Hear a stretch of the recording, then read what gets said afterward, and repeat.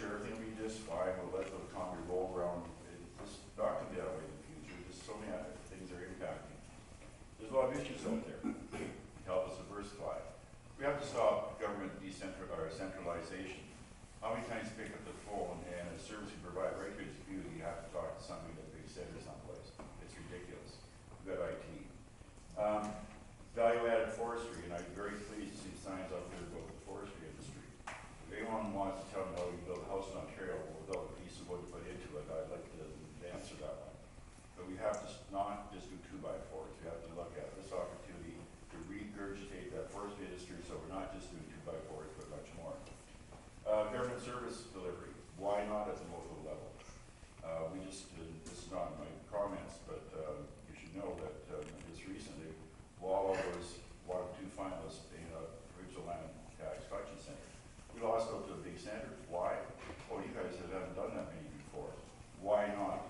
The government has to say, we will locate services in small communities where we can.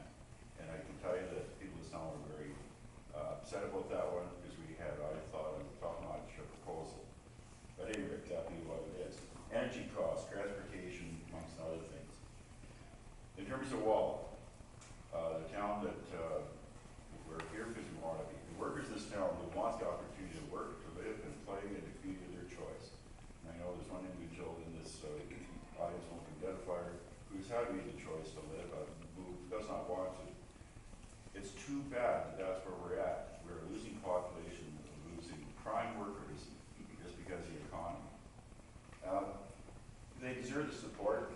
The community deserves the attention concerning issues that affect its future. We don't want a handout, but we need that helping hand. So Wawa can reemerge as a leader in not just the local economy, but the provincial economy.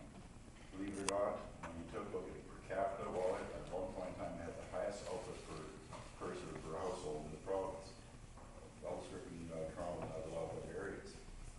We can't be satisfied with